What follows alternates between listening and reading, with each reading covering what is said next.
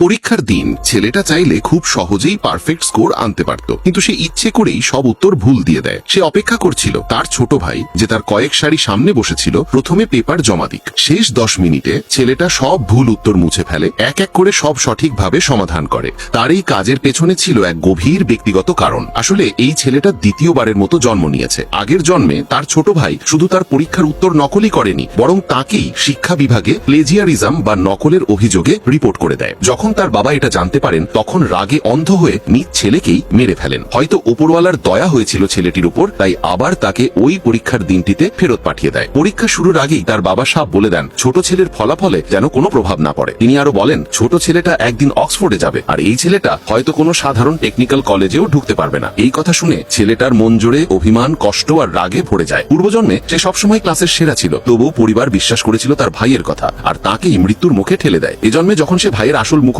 দেখে, তখন কোনো কথা না বলে এক চর কষিয়ে দেয়। বাবা তখন ছোট ছেলেকে বাঁচাতে এগিয়ে আসেন, কিন্তু বড় ছেলে স্পষ্ট জানিয়ে দেয় সে আর এই সম্পর্কগুলোতে বিশ্বাস রাখতে চায় না। এমনকি সে পরীক্ষা না দেওয়ার কথাও বলে ফেলে। এই কথা শোনার পর ভাইয়ের মুখই বদলে যায়। তখনই ছেলেটা বুঝে যায় নিশ্চয়ই ভাই আবার কোনো ফাঁদ পাচ্ছে। সত্যি জানার জন্য সে পরীক্ষা দেবে ঠিক করে, আর প্রতিজ্ঞা করে এবার ভাইয়ের চাল আর সফল হবে না। সে শিক্ষককে অনুরোধ করে নিজের সিট বদলে নেয়, যাতে ভাইয়ের সামনে বসতে পারে, কারণ সে জানতো সামনের ও পেছনের প্রশ্নপত্র আলাদা হয়। সব ঠিকঠাক মতোই হলো। সে দ্রুত নিজের পেপার শেষ করে ফেলে, কিন্তু ভাই তখন খুবই অস্থির। ছেলেটা যখন পেপার জমা দিতে যায়, হঠাৎ ভাই দৌড়ে এসে তার পেপার দেখে ফেলে। অবাক হয়ে যায় ছেলেটা, কারণ প্রশ্ন তো একই, এমনকি উত্তরও। তখন সে জানতে পারে ভাই নিজের টাইপ বি পেপারটা ভিজিয়ে ফেলেছে, যাতে সুপারভাইজার তাকে টাইপ এ পেপার দেয়, যেটা ছিল বড় ভাইয়ের টাইপ। এবার অন্য পরীক্ষায় ছেলেটা ক্লাসের একদম কোনায় গিয়ে বসে, যাতে ভাই দূর থেকেও কিছু বুঝতে না পারে। সে নিজের তৈরি এক নতুন পদ্ধতিতে শেষ প্রশ্নের উত্তর দেয়, কিন্তু ভাই আবার আগে পৌঁছে যায় আর শিক্ষককে দেখায় ওই কঠিন প্রশ্নের সমাধান শুধু সেই করেছে। ছেলেটা হতবাক, সে আবার নিজের উত্তর বদলে দেয়। তবুও যখন দাঁড়ায়, দেখে ভাইয়ের পেপারে একদম হুবহু একই জিনিস। এবার সন্দেহ গাঢ় হয় কেউ কি ওকে গুপ্তচর নজরে দেখছে। সে নিজের কলম পর্যন্ত চেক করে ক্যামেরা আছে কিনা, কিন্তু কিছুই পায় না। তখন সে সিদ্ধান্ত নেয় এবার আর কোনো সুযোগ সে ভাইকে দেবে না। পরের পরীক্ষায় ভাই দেখে ছেলেটা কিছু লিখছে না। তখন সে